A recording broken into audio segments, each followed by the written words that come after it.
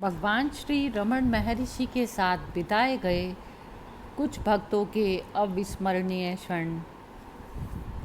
राजकुमारी प्रभावती राजे अपनी शादी के तुरंत बाद अपने पति के साथ भगवान का आशीर्वाद लेने आश्रम पहुंची। वे अपने साथ गुलाब के फूलों का एक सुंदर हार लाई थी जो वह अपने पति के साथ भगवान को पहनाना चाहती थी। यह चीज़ें आश्रम में सख्ती से वर्जित थी, किंतु अपने गहन प्रेम के कारण उन्होंने हार पहनाने का अनुरोध किया तथा हार लेकर वहां पहुंची जहां भगवान बैठे थे। उन्होंने हार पहनने से इनकार करते हुए परामर्श दिया कि उसे मां के मंदिर में चढ़ा दें। राजकुमारी को बड़ी निराशा हुई। माला को भगवान के पास तख्त पर रखकर वह प्रणाम करने झुकी, उठकर हार उठाया तथा रोते चिल्लाते हुए कक्ष के बाहर निकल गई। कुंजू स्वामी कक्ष के दरवाजे पर खड़े थे। कुछ समय बाद स्वामी जी ने सहानुभूतिवश राजकुमारी को बुलाकर एक दृश्य दिखाया। भगवान तख्त पर गुलाब से गिरी पंखुड़ियों को एक एक करके उठाकर अपने मुंह के भीतर रख रहे थे। कुंजू स्वामी ने राजकुमारी से कहा, देखिए, आप कितनी भाग्यशाली हैं। आप निराश हो गई थी कि भगवान से आपका हार स्वीकार नहीं किया गया, किंतु आपके गुलाब तो उनके भोजन बन गए। क्या यह वास्तविक स्वीकृति नहीं है? राजकुमारी हर्षित हो उठी। उनकी नाराज़गी के आंसुओं का स्थान सब आनंद के आंसुओं ने ले लिया। तिरुवन्नामलाई में गर्मी 10 महीने की रहती है। यह आश्रम के भक्तों का विनोद है। मई जून की अवधि में सूर्य अग्नि उगलता तथा पूरी पृथ्वी जलती रहती है। भगवान ने अपने जीवन में कभी जूते चप्पल नहीं पहने। प्रतिदिन दोपहर भोजन के बाद 12 से 1:30 के बीच वह पालकोथू टहलने जाते। नंगे पैर रेतीला पथ और ऊपर से सूर्य की भयंकर गर्मी से सामान्यतः जलना असंभव रहता, किंतु उस तपती जमीन पर चलने में भी भगवान की गति कभी शिथिल नहीं होती। वह धीरे धीरे चलते, किंतु अपने साथ के सेवक को कहते, दौड़ो दौड़ो और उस वृक्ष की छाया का शरण लो। अपने सिर पर रखे कपड़ों को अपने पैर के नीचे रखकर थोड़ी देर खड़े रहो। वह सेवक को ऐसा करने के लिए दबाव देते, जबकि स्वयं स्थिर रूप से धीरे धीरे चलते रहते थे। एक पुरानी भक्त श्रीमती रोडा मैकबर ने एक घटना का उल्लेख निम्न रूप से किया। कमला रानी नाम की एक महिला, जिसने मौन व्रत रखा था, एक बार बड़े कागज़ों पर सुंदर ढंग से लिखित एक बड़ा संदेश भगवान के समक्ष रखा। भगवान ने कहा, क्या यही मौन है? कागज़ों को बिना पढ़े उन्होंने वापस लौटा दिया। एक दूसरे अवसर पर जब भगवान को बताया गया कि एक विशेष साधु ने कई वर्षों की मौन की अवधि में 50 से भी अधिक पुस्तकें लिखी, यह सुनकर भगवान ने टिप्पणी दी कि हाँ हाँ, उत्तम मौन। विचारों की गतिशीलता में मौन की क्या सार्थकता। रंगैयर की पत्नी चेल्लम्मा भगवान की परम भक्त थी। एक बार वह अपने पति एवं परिवार के अन्य सदस्यों के साथ भगवान के दर्शन के लिए आई। सभी सदस्य भगवान से अनुमति लेकर गिरी प्रदक्षिणा के लिए चले गए। चेल्लम्मा के पैर में सूजन थी, इसलिए वह दूसरों के साथ नहीं जा सकी।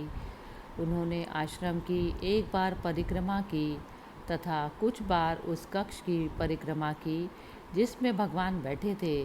उन्होंने जब कक्ष में प्रवेश किया तो भगवान को आश्चर्य हुआ और उन्होंने पूछा कि इतना शीघ्र उन्होंने गिरि प्रदक्षिणा कैसे पूरी कर ली। उन्होंने उत्तर दिया, मैं उनके साथ नहीं जा सकी, किंतु मैंने आश्रम एवं कक्ष की परिक्रमा पूरी कर ली, जो मेरे लिए अरुणाचल प्रदक्षिणा है। क्या भगवान गणेश ने एक बार अपने माता पिता पार्वती शिव की परिक्रमा नहीं की थी और ब्रह्मांड की परिक्रमा का पुरस्कार जीता था? भगवान मेरे माता पिता दोनों हैं और उनकी परिक्रमा मेरे लिए अरुणाचल परिक्रमा से अधिक है। भगवान हंस पड़े और बोले, मुझे आशा है कि चेल्लम्मा मुझसे सुनहरे आम जैसे पारितोषिक नहीं मांगेगी। चेल्लम्मा ने उत्तर दिया, मुझे पुरस्कार नहीं चाहिए भगवान, मैं आपका अनुग्रह चाहती हूँ। इसके बाद भगवान मुस्कुराने लगे। देवराज मुदलियार, जो प्रख्यात सरकारी वकील थे, उनको अरुणाचल महात्म्य ग्रंथ में वर्णित कथनों के बारे में संदेह हुआ, विशेषकर उस छंद के बारे में जिसमें भगवान शिव का कथन है कि मैं आदेश देता हूँ कि इस पर्वत के 3 योजन की परिधि में निवास करने वाले के सभी दोष गुण दुर्गुण अपने आप जल जाएंगे तथा बिना किसी दीक्षा के उनकी सर्वोच्च सत्ता के साथ एक रूपता हो जाएगी। भगवान मुस्कुराते हुए मुदलियार की ओर मुड़े और बोले, मुदलियार, यह सर्वोच्च स्वयं न्यायालय का आदेश है, हम इसे स्वीकार करने एवं आज्ञा मानने के अतिरिक्त कुछ नहीं कर सकते। महर्षि ने भगवान शिव का संदर्भ सर्वोच्च न्यायालय के रूप में दिया। जगदीश शास्त्री संस्कृत के माने हुए विद्वान थे। उनका संबंध भगवान से उस समय से था जब वह विरूपाक्ष गुफा में थे। उन्होंने अपना एक संस्मरण सुनाया। एक दिन भगवान अपना कमंडल लेकर खड़े हुए और मुझसे बोले, जगदीश, मेरे साथ पहाड़ पर टहलने चलो, किंतु अभी बहुत गर्मी है। मैंने आपत्ति की, इस वातावरण में हम कैसे चल सकते हैं। मैंने यह तर्क इसलिए दिया क्योंकि मैं जाना नहीं चाहता था। भगवान ने मेरा तर्क असंतोषपूर्ण मानते हुए कहा, आप उसी प्रकार चल सकते हैं जिस प्रकार मैं चलूँगा, किंतु मेरे पैर में जूते ना होने से जल जाएंगे। मैंने सफाई दी, क्या मेरे पैर उसी प्रकार नहीं जलते? भगवान ने कहा, किंतु आपकी बात अलग है भगवान। मैंने उत्तर दिया, क्यों, मैं आप जैसा 2 फीट का आदमी नहीं हूँ।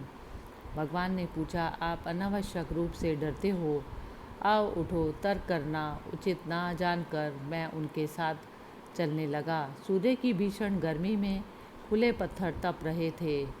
उस पर चलने पर मेरे पैर जल रहे थे। थोड़ी देर अनिच्छापूर्वक चलता रहा, किंतु असह्य होने पर मैं चिल्लाया, भगवान, मेरे पैर बहुत जल रहे हैं, अब मैं एक कदम नहीं चल पाऊँगा।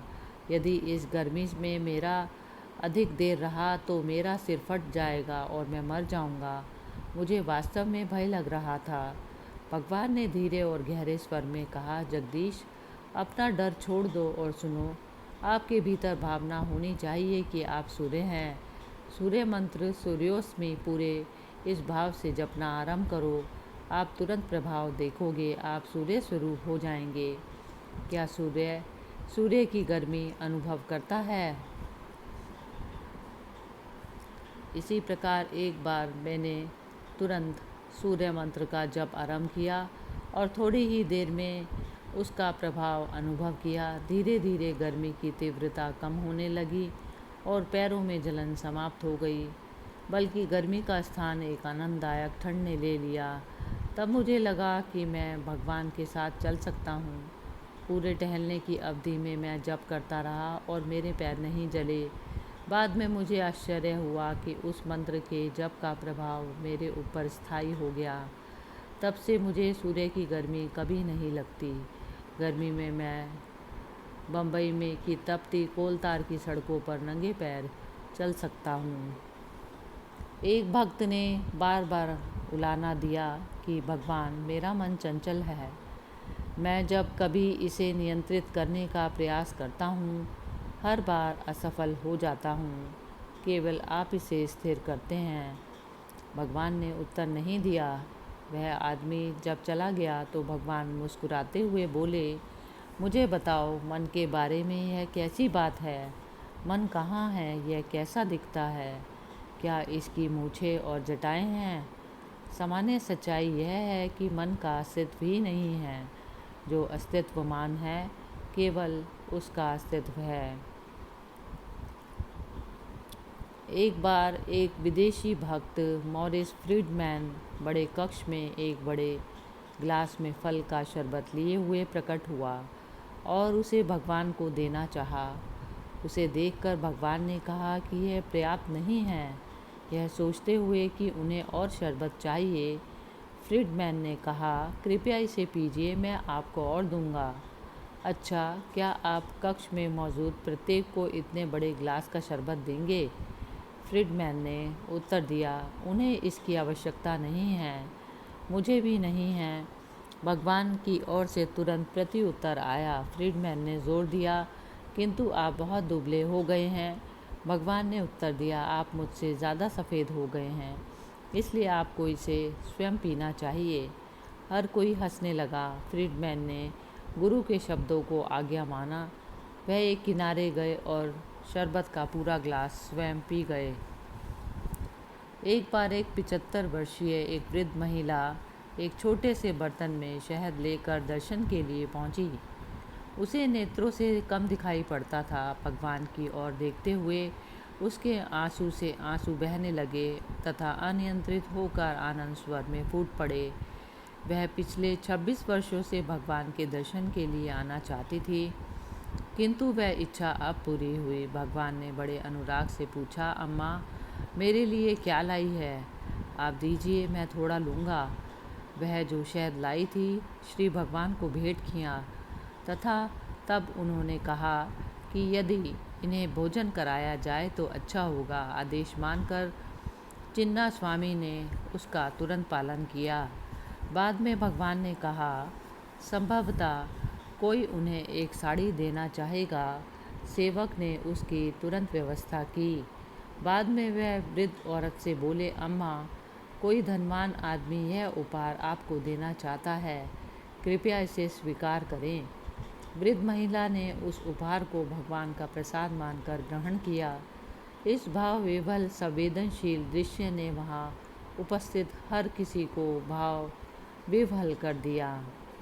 एक बार एक भक्त ने आश्रम की व्यवस्था के प्रति शिकायत की। उसने तेज आवाज़ में कहा कि आश्रम में अतिथियों के प्रति भेदभाव किया जाता है। उसे वह आतिथ्य नहीं दिया गया जो दूसरों को मिला। वह दोपहर के बाद आश्रम में मिलने वाले कॉफ़ी कप के साथ भगवान के पास शिकायत लेकर पहुंचा। ठीक उसी समय भगवान को कॉफ़ी का मग दिया गया।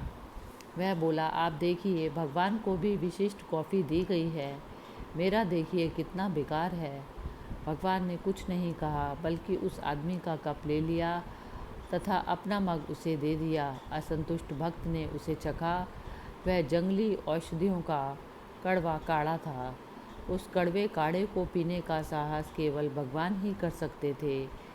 कोई कुछ समझ नहीं पाया। बेचारा आदमी स्तब्ध था, क्योंकि उसने जो मांग की उसका फल भगवान के हाथ से मिला।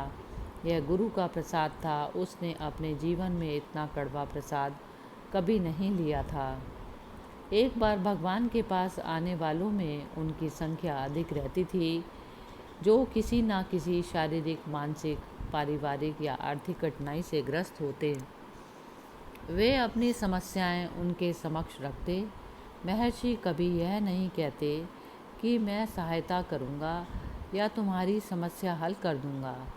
वह केवल शांति से सुनते और कुछ नहीं कहते थे, किंतु अधिकांश का यह अनुभव है कि भगवान के समक्ष कठिनाई को व्यक्त करते ही वह दूर हो जाती। एक बार इस बारे में उनसे पूछा गया तो वह बोले, एक दिव्य शक्ति है जो अपने आप समस्याओं का ध्यान रखती है जो उनके समक्ष रखे जाते हैं। वह स्वयं उन परिस्थितियों में हस्तक्षेप नहीं करते। एक बार एक तेलुगु अध्यापक श्री रंगाचारी ने एक घटना का उल्लेख किया। उन्होंने भगवान से निष्काम कर्म की व्याख्या का अनुरोध किया। भगवान ने उत्तर नहीं दिया, बल्कि थोड़ी देर बाद कुछ भक्तों के साथ पहाड़ पर चल पड़े। मार्ग में एक पेड़ की मजबूत कांटेदार टहनी गिरी थी। भगवान ने उसे उठाया और उसे साफ करने लगे। उसके कांटे काट कर हटाए, उसके जोड़े एवं डंडों को रगड़कर चिकना किया। एक पेड़ की पत्ती से उसकी छड़ी पर पॉलिश करके एक सुंदर टहलने वाली छड़ी का निर्माण कर दिया। उसी क्षण एक भेड़ चराने वाला लड़का वहाँ से गुजरा, जो अपनी छड़ी खो जाने से अत्यंत निराश था। भगवान ने वह छड़ी उस लड़के को दे दी। अध्यापक ने स्वीकार किया। भगवान ने प्रायोगिक तौर पर निष्काम कर्म का उपदेश दिया। हरि ओम तत्सत।